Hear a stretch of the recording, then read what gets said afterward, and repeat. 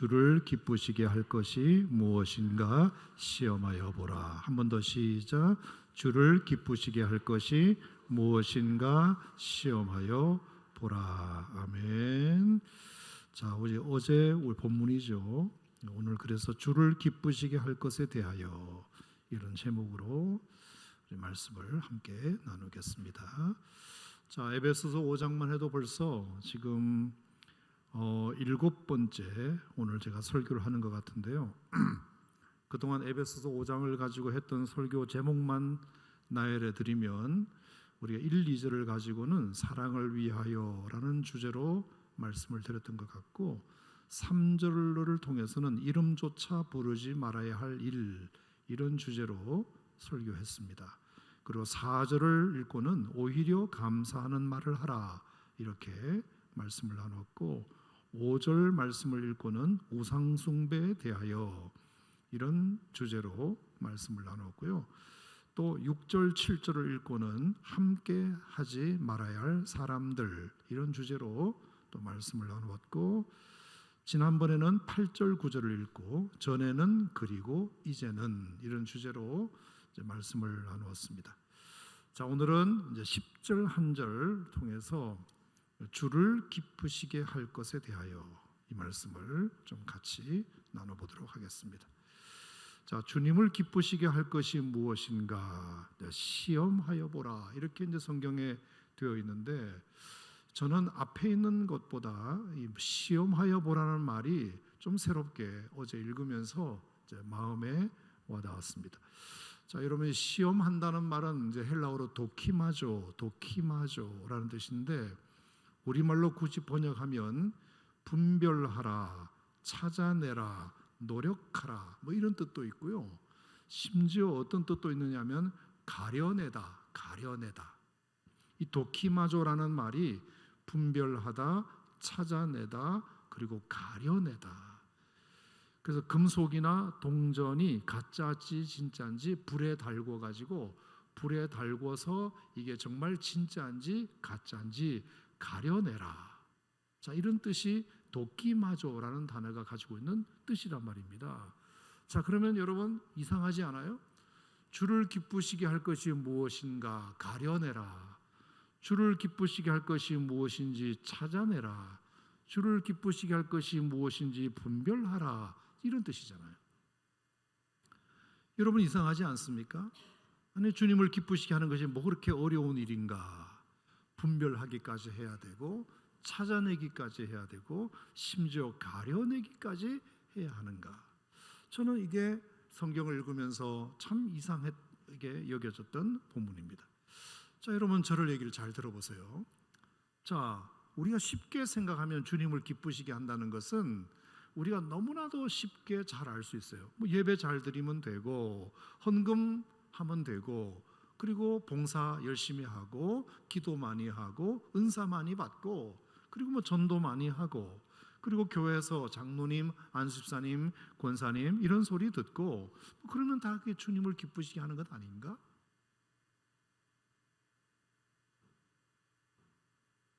교회 오래 다니고, 그리고 교회 제법 다니다 보니까 사람들이 나를 많이 알고, 그래서 사람들이 다 집사님, 권사님 참 신앙생활 잘하시네요, 참 훌륭하시네요, 이러면 그게 다 주님을 기쁘시게 하는 것 아닌가? 굳이 그런 걸 가지고 뭐 분별해야 되고, 찾아내야 되고, 심지어 가려내야 되가, 불에 달궈 가지고 진짜인지 가짜인지 가려낼 필요가 있겠는가? 여러분 어떻게 생각하세요? 주님을 기쁘시게 하는 것이 뭐가 그렇게 어렵다고, 뭐가 그렇게 분별할 것이 많다고, 뭐가 그렇게 찾아낼 것이 많고, 뭐가 그렇게 가려낼 것이 많아서 주께 기쁘시게 할 것이 무엇인지 가려내라고 사도 바울은 에베소 교회에 말했을까? 지금까지 나열한 그 모든 것들이 주님을 기쁘시게 할 일일 수도 있지만 아닐 수도 있다는 뜻이겠죠. 어떤 면에서 그러냐?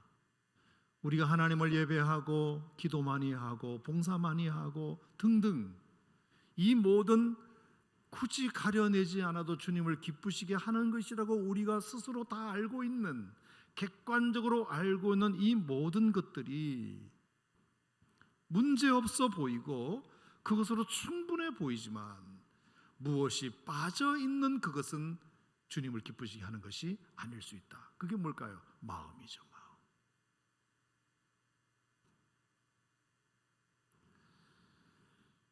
형식은 문제없어 보이는데 외적으로는 그것이 전혀 문제없이 보이는데 정말 저분의 섬김은 하나님이 참 기뻐하실 것 같다, 이렇게 누구든지 동의할 수 있는데 정작 그 사람이 마음을 들이지 않고 있다면 그것은 하나님을 기쁘시게 하는 것이 아닐 수도 있다. 여러분 어떻게 생각하세요? 자, 성경에 보면은 성경의 구약 성경에도 있는 말씀이 신약 성경에도 이어지는 말씀들이 몇 가지가 있거든요. 좋은 의미에서도 그렇고 나쁜 의미에서도 그래요. 예컨대 이사야에 보면은 보라, 처녀가 잉태하여 아들을 낳을 것이고 그 이름을 임마누엘이라 하리라. 천사가 이사야가 예언을 했잖아요. 그 예언이 신약 성경에 와서 가브리엘 천사의 입술을 통해서 마리아에게 이제 예언을 하지 않습니까? 처녀가 잉태하여 아들을 낳을 것이요 그 이름은 임마누엘이라 하리라 하셨으니 이를 번쩍한 즉 하나님이 우리와 함께 계시다 함이라. 자, 이런 식으로 구약에 어떻게 예언되어 있는 그 말씀이 신약 성경에 그대로 이어지는 좋은 의미의 개성도 있지만 그렇지 못한 구절도 몇 가지가 있어요. 자, 그 중에 하나가 이사야 29장 13절 말씀에 보면 이 백성이 입술로는 나를 가까이하며 나를 공경하나 그들의 마음은 나에게서 멀리 떠났도다. 이게 이사야 29장 13절에 있는 말씀이에요. 이사야 시대의 이스라엘 백성들이 율법을 따라서 제사를 드리고 예배를 드리고 하나님 앞에 뭔가 많은 헌신을 드렸다 손치더라도 이사야가 눈으로 볼 때는 그게 입술로는 하나님을 기뻐할 수 있는 것처럼 보일지는 몰라도 마음은 하나님으로부터 멀리 떠나 있는 모습을 정확하게 직시하고 이사야가 그렇게 탄식하며 말한 것이잖아요. 근데 여러분, 이것은 이사야 시대, 구약 시대에만 이런 탄식이 있었나요? 예수님께서 마가복음 7장 6절에서 그대로 말씀하셨어요. 이 백성이 입술로는 나를 공경하되 마음은 내게서 멀도다 그랬거든요. 그러니까 구약의 제사를 드렸을 때 그때 백성들의 태도와 신약 시대 예수님 시대에도 하나님을 예배했던 사람들이 하나 달라진 것이 없는 것 중에 하나가 뭐냐 하면은 그들이 입술로는 하나님을 가까이하며 경배하며 공경하는 것 같아도 마음은 내게서 멀도다. 자, 그러니까 형식적으로 바라보면 그들이 하나님을 입술로 공경하고 찬양하고 경배하는 그 모습을 보면서 얼마나 하나님이 기뻐하실까라고 스스로들 얘기하고 남들이 볼 때도 그렇게 했겠죠. 하지만 하나님 보시기에는 하나님을 전혀 기쁘시게 하는 일이 아니었다는 겁니다. 왜? 마음이 빠졌기 때문에. 그래서 가려낼 필요가 있는 겁니다. 그래서 찾아낼 필요가 있는 겁니다. 그래서 분별할 필요가 있는 겁니다. 아멘. 뿐만 아니라 성경에 보면 나의 기쁨이 주님도 기뻐하실 거라고 착각하는 것도 마찬가지입니다. 내가 신앙생활에 만족하면, 내가 신앙생활에 은혜 받으면, 내가 교회 다니면서 기분이 좋으면 그건 주님께도 기쁨이 될 것이다. 그것이 맞을 수도 있고 아닐 수도 있죠. 기쁨의 기준이 나에게 있지 않는가 시험하여 보라. 우리의 신앙의 행위가, 우리의 신앙의 형식에 마음이 진짜 포함되어 있는지 시험하여 보라, 분별하여 보라, 가려내어 보라. 여러분, 그렇게 이 말씀을 바꾸어 생각해 보면 저는 오늘 이 에베소서에서 사도 바울이 에베소 교회 성도들에게 하신 이 말씀이 충분히 우리가 받을 만한 경고의 말씀이라고 생각이 듭니다. 주님을 기쁘시게 하는 것이 생각보다 쉽지 않습니다. 그렇게 형식적으로 그냥 쉽게 우리가 이렇게 할 수 있는 것 가지고 주님을 기쁘시게 하는 것이 전부가 아닐 수 있다는 것. 그러므로 성도는 정말 하나님을 기쁘시게 할 것, 하나님을 기쁘시게 할 것이 무엇인지를 깊이 생각해 보아야 하는 것입니다. 만약에 내가 평생을 신앙생활했는데 하나님을 기쁘시게 한 것이 없었다, 적었다, 나중에 결과적으로 천국에 갔을 때 그런 평가를 받는다면 주여 주여 하는 자마다 다 천국에 가는 것이 아니라고 말했는데, 내가 너를 도무지 알지 못할 수도 있다고 말씀하셨는데 우리가 많은 부분 착각하고 있는 것이 있을 수 있으니 오늘 이 시간 정말로 주님을 기쁘시게 하는 것이 무엇인지를 여러분 좀 가려내어 보시고 분별해 보시고 찾아보심으로 정말로 내가 주님을 기쁘시게 하는 것이 이런 것이라면 이렇게 해야 되겠구나, 이렇게 결심하고 다짐하고 실행해 보는 시간이 되시기를 주님 이름으로 축복합니다. 자, 제가 성경 검색 엔진을 좀 돌려가지고 하나님을 기쁘시게 하는 것들에 대해서 한번 쭉 리스트를 한번 뽑아봤어요. 쫙 이렇게 뽑아보니까 한 4가지로 정리가 됩니다. 4가지로 정리가 돼요. 자, 첫 번째가 뭐냐면은 주님이 정말로 기쁘시게 하는 것이 뭐냐? 우리의 믿음입니다. 믿음이에요. 믿음이 없이는 하나님을 기쁘시게 못하나니 하나님께 나아가는 자는 반드시 그가 계신 것과 또한 자기를 찾는 자들에게 상 주시는 이심을 믿어야 할지니라. 성경에 말했잖아요. 믿음이 없이는 하나님을 기쁘시게 못한다는 이 말을 반대로 말하면 믿음은 하나님을 기쁘시게 하는 거다. 여러분, 우리가 사람과 사람 사이도 그렇지 않아요? 여러분, 어떤 사람이 좋아요? 나 믿어주는 사람이 좋잖아요. 내가 무슨 말을 하더라도, 내가 좀 농담을 하더라도, 내가 뭘 실수를 하더라도 나를 믿어주는 사람이 여러분 좋지 않아요? 아무리 좋은 일을 해도, 아무리 옳은 말을 해도 믿어주지 않고 의심하는 사람은 싫어요.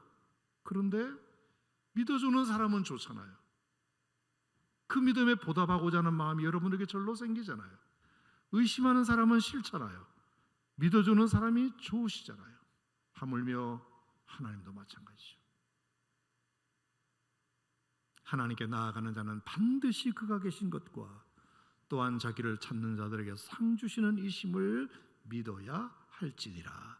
여러분, 이것이 히브리서 11장 6절 말씀인데 그 앞절이 5절이고 그 앞절이 4절이잖아요. 그 4절에는 믿음으로 아벨은, 5절에는 믿음으로 에녹은, 이렇게 하면서 그 아벨과 에녹의 믿음에 대하여 이렇게 소개했습니다. 자, 첫 번째, 아벨은 가인보다 더 나은 제사를 드림으로 하나님께 기쁨이 되었습니다. 자, 가인도 하나님께 제사를 드렸고 아벨도 제사를 드렸는데 여러분, 성경에는 참 구별이 안 될 만큼 비슷해요. 가인은 땅의 소산으로 하나님 앞에 예배드렸습니다. 그게 잘못된 건 아니잖아요. 근데 아벨은 양의 첫 새끼로 그 기름으로 하나님께 예배를 드렸단 말입니다. 제물의 종류의 차이가 있을 뿐 그 어디에서도 가인의 제사를 하나님이 받지 않으시고 아벨의 제사를 받을 만한 어떤 기준이나 근거가 없어 보인단 말입니다. 그래서 참 가려내기가 어려워요. 주일날 예배 시간에 성도들이 가득 앉아 있습니다. 저마다 하나님 앞에 찬송 시간에 찬송을 드려요. 기도할 때는 눈을 감고 기도를 드려요. 설교할 때는 아멘도 해요. 가려내기가 쉽지 않아요. 그런데 어느 누구의 예배는 하나님이 기뻐 받지 않으시고 어느 누군가의 예배는 하나님이 기뻐 받으신다. 여러분, 이것은 하나님과 본인만 알아요. 하나님과. 우리는 어떻게 판단할 수가 없어요. 하나님과 본인만 알아요. 내가 정말 하나님께 오늘 진정으로 예배했는가? 하나님 말씀에 내가 적극적으로 반응했으며 찬송 한마디 한 구절 한 구절을 부를 때에도 마음을 다하여 불렀는가를 본인만이 알아요. 우리도 알 수 없어요. 하지만 아벨은 제물의 종류만 달랐을 뿐만 아니라 뭔가 하나님께 그의 마음을 드렸다는 것이잖아요.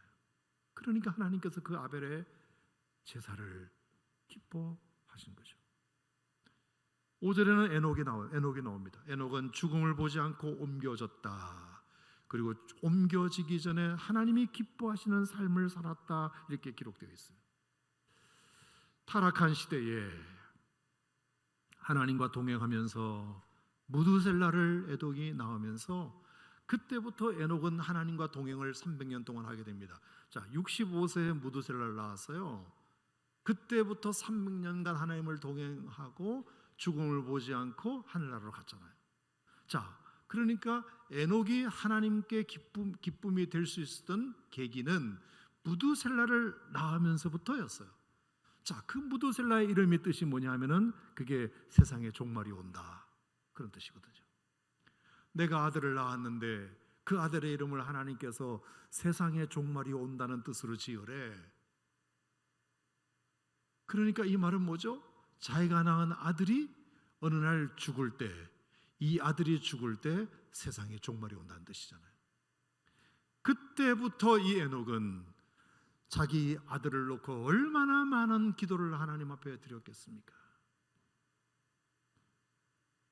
우리 아이가 세상에 종말에 올 때까지 잘 믿음으로 인내할 수 있도록, 그리고 우리 아이가 오래 살아서 이 땅을 향하신 심판이 하나님께서 좀 미뤄질 수 있도록, 연기될 수 있도록, 그래서 많은 사람들이 우리 아들이 살아있는 동안 구원받고 회개할 수 있는 은혜가 있도록 에녹이 300년 동안 하나님과 동행하면서 그런 기도를 했을 거란 말입니다. 그 덕분에 하나는 이루어지고 하나는 안 이루어졌어요. 하나는 이루어진 게 뭐냐? 무두셀라가 엄청 오래 살았어요. 969세를 살았어요. 하지만 이루어지지 않는 건 뭐냐? 그렇게 969년 오래 살았어도 하나님의 심판을 면할 수는 없었어요.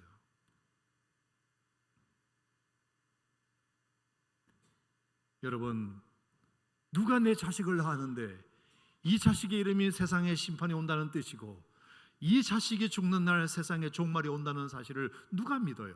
그걸 벌건대낮에 누가 믿어요?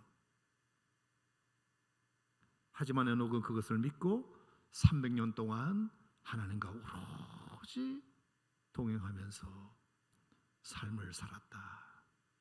여러분, 그것이 하나님에게 기쁨이 되었습니다. 말이 안 되는 주문을 듣더라도, 말이 안 되는 하나님의 음성을 듣더라도 하나님의 말씀이니까 제가 믿습니다. 이 마음으로 하나님 앞에 믿음을 보이면 저는 그 믿음을 하나님이 가장 기뻐하시는 첫 번째 프라이어리티 넘버원이다.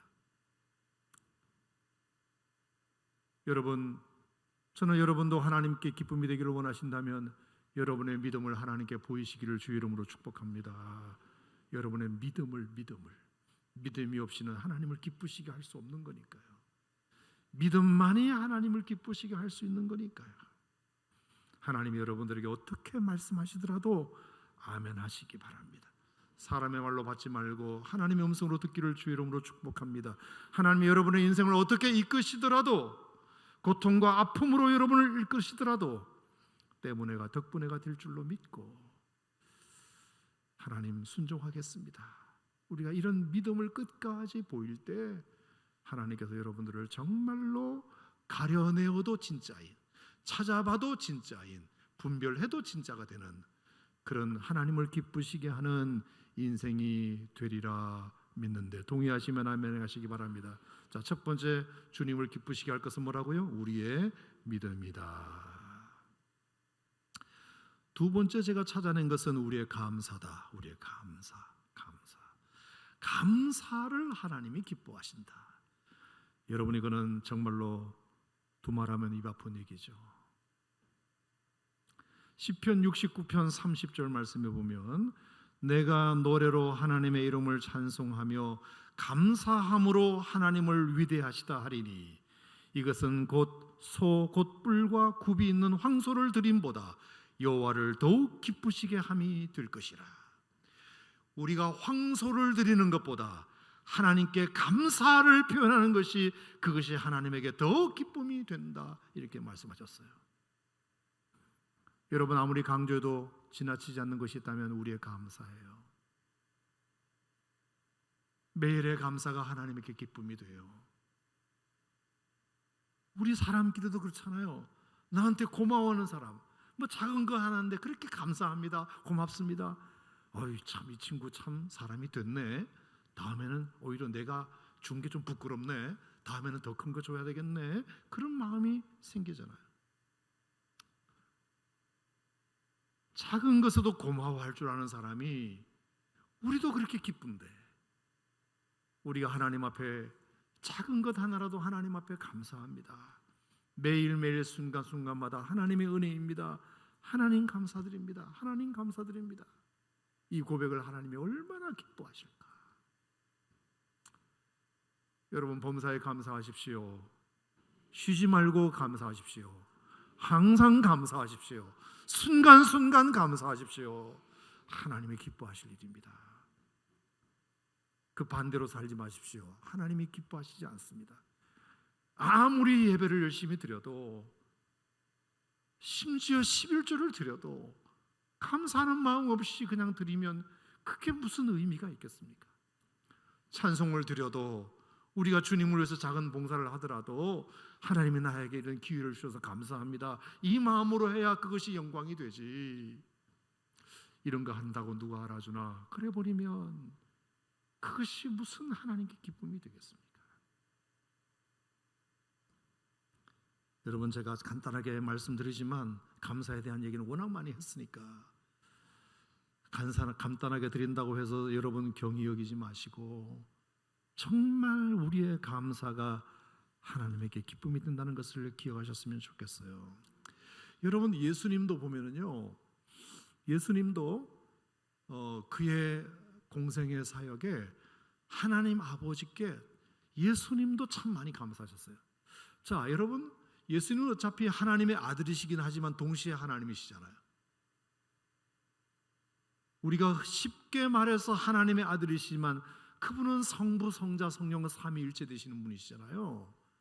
그러니까 예수님이 하나님 아버지께 감사한다는 말은 굳이 그럴 필요가 있을까 하는 생각이 들 정도예요. 왜? 예수님이 곧 하나님이니까. 성경에 보면은 예컨대 요한복음 6장에 오병이어 기적을 예수님께서 행하실 때 그것을 이제 보리떡 5개와 물고기 2마리를 한 소년에게서 받았단 말입니다. 받고 나서 이제 예수님이 떡을 가져 뭐 하셨다고 성경에 기록되어 있냐면은 축사하신 후에 이렇게 되어 있어요. 축사하신 후에. 여러분, 이 축사가 뭐예요? 돼지 가두는 곳이 축사, 그것도 축사고, 그리고 무슨 협회장님 이 취임식 할 때 시장님이 오셔서 하시는 말도 그것도 축사고, 귀신을 내어 쫓는 것도 축사지만 여기서 말하는 축사는 한 소년이 바친 떡 5개와 물고기 2마리를 가지고 예수님이 축사하셨다는 말은 뭐냐면 give thanks to God, 하나님께 감사했다는 뜻이에요. 여러분, 예수님도 하나님이심에도 불구하고 그 작은 보리떡 5개와 물고기 2마리가 뭘 감사할 것이 있겠습니까? 누구 코에 붙이라고 이거 가져왔냐, 이렇게 생각할 수 있지만 작은 것 하나라도 하나님 아버지께, 예수님께 감사하는 그 모습이 결국에 얼마나 우리에게 교훈되느냐. 여러분, 물론 예수님의 능력이라고 저는 생각하지만 저는 그 예수님이 능력을 행하시기 전에 그 작은 것을 받아들고 하나님 아버지께 give thanks to God, 하나님께 감사드리고 나서 나눠줬다. 여러분, 그 감사가 기적을 불러온 줄로 믿습니다. 요한복음 11장 41절도 마찬가지예요. 죽은 지 나흘이 된 나사로 무덤 앞에 예수님이 가셨어요. 뭐라고 기도하셨죠? 돌을 옮겨 놓으니 예수께서 눈을 들어 우러러 보시고 이르시되 아버지여, 내 말을 들으신 것을 감사하나이다. 들으신 것을 감사하나이다. 들으실 것을 감사하는 것이 아니라, 이게 thank in advance라고 미리 감사한다는 뜻이죠. 이게 들으신 것을 감사하나이다. 얼마나 하나님께서 그 기도를 기쁘게 받으셨으면 죽은 지 나흘이 되어 썩은 냄새가 나는 나사로가 칭칭 감은 것을, 동여맨 것을 스스로 풀고 무덤을 나왔겠습니까? 여러분, 얼마나 감사가 하나님을 기쁘시게 하는 일인지 몰라요. 얼마나 감사가 우리의 삶의 기적을 만들어내는지 몰라요. 여러분, 범사에 감사하시기 바랍니다. 항상 감사하시기 바랍니다. 쉬지 말고 감사하시기 바랍니다. 절대로 우리가 바보라서 감사하는 거 아닙니다. 불만을 말할 줄 몰라서 안 하는 거 아닙니다. 하나님이 기쁘시게 할 것이 무엇인지를 우리는 알기 때문에 그래서 하는 것입니다. 첫 번째, 주를 기쁘시게 할 것은 우리의 믿음. 두 번째, 주님을 기쁘시게 할 것은 우리의 감사. 세 번째 제가 찾아낸 것은, 성경을 다 뒤져가지고 찾아낸 것은 우리의 섬김이에요. 섬김. 여러분, 우리가 주님을 섬기는데 주님이 어찌 기뻐하시지 않겠습니까? 여러분, 사람들끼리도 그러잖아요. 누군가 나를 잘 섬겨주면 기쁘지 않으세요? 기분 좋지 않으세요? 솔직히? 어디 밥을 먹는데 숟가락이라도 수저라도 앞에 놔주면 좋지 않으세요? 물이라도 이렇게 따라주면 좋지 않으세요? 내가 따로 먹을 수 있지만 그래도 물이라도 이렇게 따라주고 젓가락이라도 놔주면 그거 좋지 않으세요? 그 작은 섬김이 우리의 마음을 기쁘게 하잖아요. 하물며 우리가 주님을 섬기는데 주님이 얼마나 기쁘실까? 얼마나 기쁘실까? 자, 여러분, 빌립보서를 한번 보시면, 자, 빌립보서를 우리 한번 잠깐 넘겨보시겠어요? 바로 뒤에 있으니까. 자, 빌립보서 4장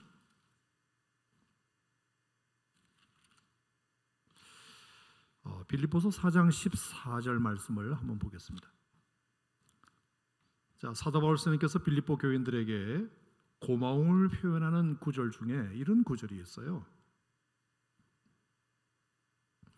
자, 빌립보서 4장 14절. 자, 찾으시면 시작. 그러나 너희가 내 괴로움에 함께 참여하였으니 잘하였도다. 자, 사도 바울이 지금 굉장히 고통 가운데 있는데 빌립보 교인들이 그것에 참여해 주었다는 것이 잘하였도다. 자, 15절입니다. 시작. 빌립보 사람들아, 너희도 알거니와 복음의 시초에 내가 마게도나를 떠날 때에 주고받는 내 일에 참여한 교회가 너희 외에 아무도 없었느니라. 자, 보시면 마게도나를 떠날 때 주고받는 내 일에 참여한 교회가 너희 외에 아무도 없었느니라. 빌립보 교회, 너희 교회가 유일하게 나랑 주고받는 일을 참여했다, 이런 뜻이잖아요. 자, 그러면서 빌립보 교회가 한 일이 뭔지 구체적으로 설명되어 있습니다. 16절 시작. 데살로니가에 있을 때에도 너희가 한 번뿐 아니라 두 번이나 나의 쓸 것을 보내었도다. 한 번뿐만 아니라 두 번이나 나의 필요한 것을 너희가 보내주었지. 내가 그거 기억하고 있어. 얼마나 고마운지 몰라. 여러분, 한 번은 그냥 할 수 있다지만 두 번 이상 하는 것은 마음이 있어야 하는 거잖아요. 나의 쓸 것을. 지금 가택연금 가운데 있는 사도 바울 선생님에게 뭐가 필요할까? 가택연금 가운데 지금 옥중서신을 쓰고 계신 그 사도 바울 선생님에게 뭐가 필요할까? 연구하고 찾아내고 수소문해가지고 쓸 것을 두 번씩이나 보내었다. 내가 그것을 어떻게 잊을 수 있겠니? 17절. 내가 선물을 구함이 아니요 오직 너에게 유익하도록 풍성한 열매를 구함이라. 내가 선물을 구함이 아니요, 이 말은 내가 받고 싶어서가 아니라 이것은 여러분에게 복이 될 것을 알기 때문에 기쁘다, 그런 뜻이에요. 주는 자가 받는 자보다 더 복되다는 것을 말씀하시는 거죠. 그러면서 심지어 18절에 이런 말씀을 드렸어요. 내게는 모든 것이 있고 또 풍부한지라. 사도 바울도 이미 가택연금 가운데 있지만 모자란 것이 없다는 뜻입니다. 모든 것이 있고 또 풍부한지라. 그런데 에바브로디도 편에 너희가 준 것을 받음으로 내가 풍족하니 이는 받으실 만한 향기로운 제물이요 하나님을 기쁘시게 한 것이라. 내가 부족해서가 아니다, 채워서 기쁜 것이 아니다, 이것이 하나님께 기쁨이 될 것을 알기 때문에 기쁘다. 여러분, 결국은 그 사람이 많이 가졌느냐 적게 가졌느냐가 우리에게 중요한 게 아니고 우리의 마음을 표시하는 거잖아요. 우리의 마음을 표시하는 거란 말입니다.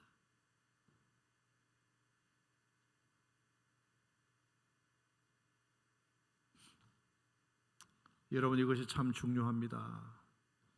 받는 그 대상이 무엇을 많이 이미 가졌냐 적게 가졌냐가 중요한 게 아니라 우리의 마음을 표하는 겁니다. 우리의 마음.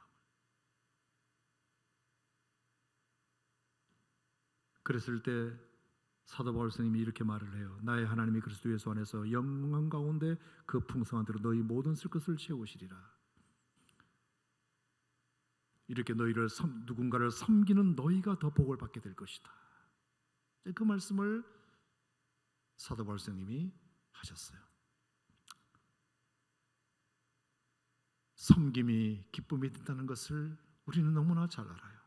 교회를 섬기고 하나님을 섬기고 필요를 따라 섬기고.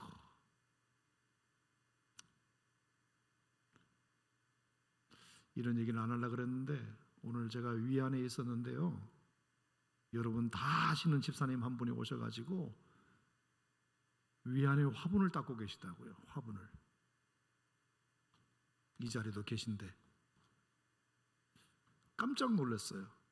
그걸 누가 부탁한 것도 아닐 것이고 누가 시키지도 않은 것일 것이고 위안 카페에 그런 일을 할 사람이 없어서도 아닐 텐데 본인의 마음이죠. 자기 마음을 하나님 앞에 드리는 거예요. 얼마나 하나님이 기뻐하실까. 그분이 그 일만 하는 게 아니에요. 제가 보면 교회 구석구석을 그렇게 하세요. 구석구석. 교회 청소하는 분이 없어서가 아니에요. 교회가 유난히 지저분해서가 아닙니다. 그냥 내 마음을 하나님 앞에 그렇게 드리고 싶은 거예요.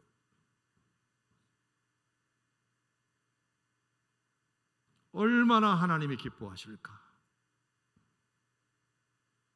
여러분, 사랑하는 마음은 결국은 섬김으로 나타나는 겁니다. 사랑하는 마음이 있으면 당연히 섬김으로 나타나는 겁니다. 여러분, 제가 재미있는 사진 하나 보여드릴까요? 방송실 있나요? 아, 있구나. 여러분 글씨 읽으시겠어요? 뭐라고 적어있죠? 아빠, 엄마, 사랑해요. 그리고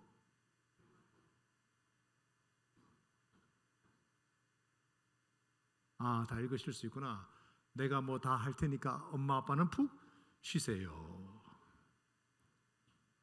몇 살인지는 모르지만 엄마 아빠를 너무 사랑하니까 지까짓게 뭘 다 한다는 거예요. 지까짓게 설거지를 하겠어요, 청소를 하겠어요, 밥을 하겠어요, 돈을 벌어 오겠어요. 근데 엄마는 푹 쉬시래. 내가 다 한대. 얼마나 저 글 하나가 얼마나 엄마가 기쁘겠어요. 엄마가 내가 못해서가 아니라 나에게 그런 능력이 없어서가 아니라 그 마음을 받았잖아요. 마음을. 얼마나 기쁘시겠어요.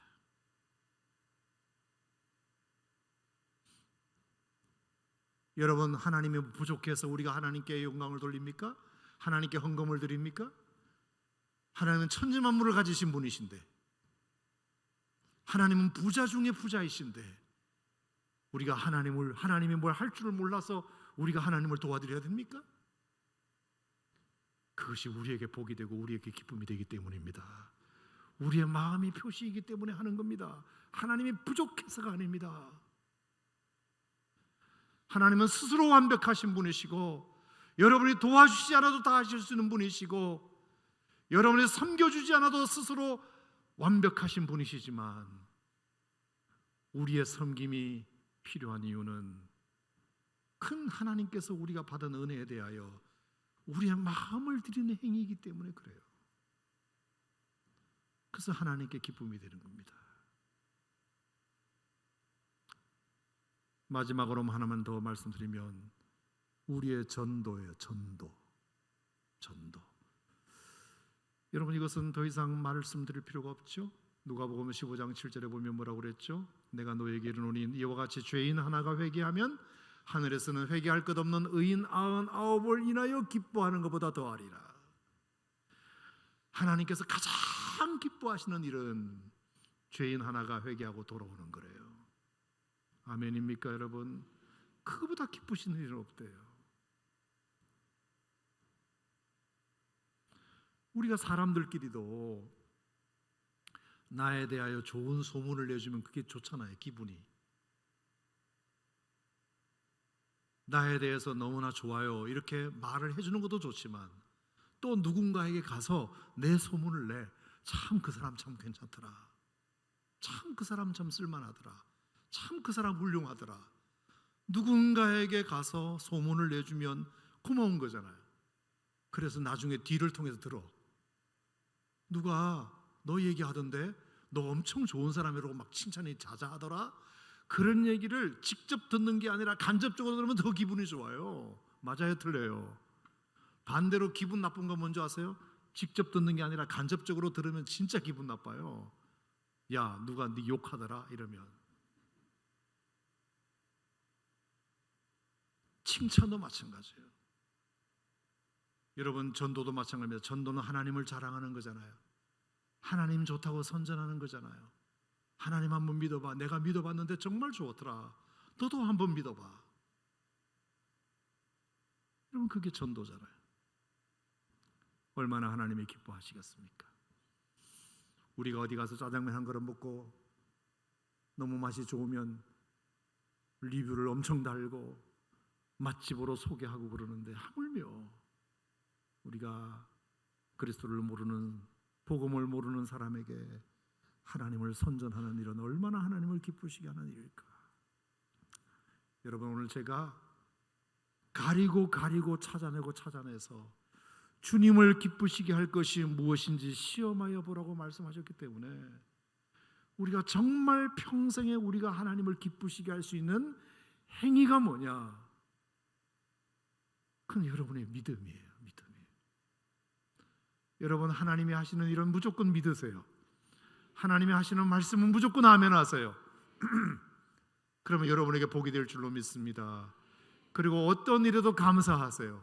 범사에 감사하시고 쉬지 말고 기도하시고 감사하시고 항상 감사하세요. 하나님이 정말로 기뻐하시고 여러분의 감사를 통해서 영광을 받으시리라 믿습니다. 여러분 어떻게든지 하나님을 섬기세요. 하나님이 부족해서가 아닙니다. 자 사도 바울도 그랬잖아요. 내가 부족해서가 아니다. 이미 나는 다 있다. 그런데 너희들이 나를 이렇게 섬겨주는 것이 그렇게 기쁘다. 너희들에게 복이 될 거다. 여러분 하물며 사도 바울도 부족한 것이 없는데도 그 섬김을 통해서 기뻐하셨는데 하나님은 완벽한 분이시지만 우리가 하나님을 섬겨드릴 때 하나님의 필요를 채워드릴 때 우리가 하나님의 일을 도와드릴 때 하나님이 얼마나 기쁘실까? 그리고 그것이 우리에게 얼마나 복이 될까? 그리고 하나님을 선전하는 겁니다. 하나님을 자랑하는 겁니다.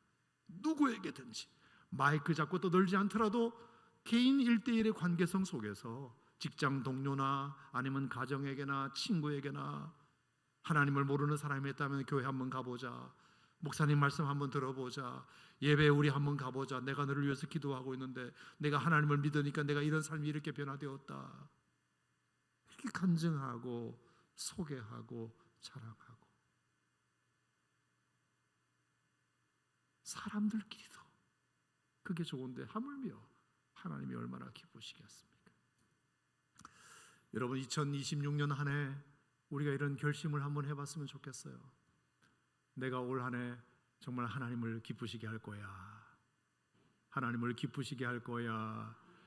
나의 믿음으로, 나의 감사로, 나의 섬김으로, 나의 전도로 우리가 하나님을 정말 기쁘시게 하면 얼마나 하나님이 여러분을 통해서 영광을 받으실까? 여러분 올 한 해 나 주님의 기쁨 되기 원하네. 여러분 이것이 여러분의 찬송이 되시길 바라고 나 주님의 기쁨 되기 원합니다. 이거 여러분의 기도 제목이 되시기 바라고 내가 주님의 기쁨이 될 거야. 이것이 여러분의 다짐이 되시기를 주님의 이름으로 축복합니다. 축복합니다. 기도하겠습니다. 하나님 아버지, 감사드립니다. 2026년 첫 번째 금양로 기도회 때 오늘 전했던 말씀은 주님을 기쁘시게 할 것에 대하여, 어떤 것이 정말 주님을 기쁘시게 할까? 우리의 믿음이다. 어떤 경우에도 우리가 하나님을 믿는 것이다. 어떤 상황 속에서도 우리는 하나님을 신뢰하는 것이다. 어떤 말씀을 듣더라도 우리가 그 말씀, 하나님 말씀에 아멘하는 것이다. 주여, 우리에게 이 믿음이 있게 하여 주시옵소서. 항상 감사하고 쉬지 말고 감사하고 범사에 감사하고 작은 일이라도 감사하고 굳은 일이라도 감사하고 그렇게 감사함으로 하나님께 기쁨이 되게 하여 주시옵소서. 하나님이 뭔가 부족하셨던 분이 아니라 하나님은 완벽한 분이시지만 우리의 섬김을 통해서 주님은 기쁘시게 할 수 있으니 우리가 주님을 잘 섬겨드림으로 말미암아, 필요를 잘 채워드림으로 말미암아 하나님을 기쁘시게 할 수 있는 저희들 되게 하여 주시옵소서. 아까 봤던 아이가 엄마가 너무 사랑해서, 엄마를 너무 사랑해서 엄마 내가 다 할게, 엄마는 그냥 푹 쉬어, 엄마가 할 줄 몰라서가 아니라 그만큼 그것이 엄마의 마음을 기쁘시게 했던 것처럼 하나님, 우리도 주님을 그렇게 섬겨드림으로 주님을 기쁘시게 할 수 있는 하나님의 백성들이 되게 해 주시옵소서.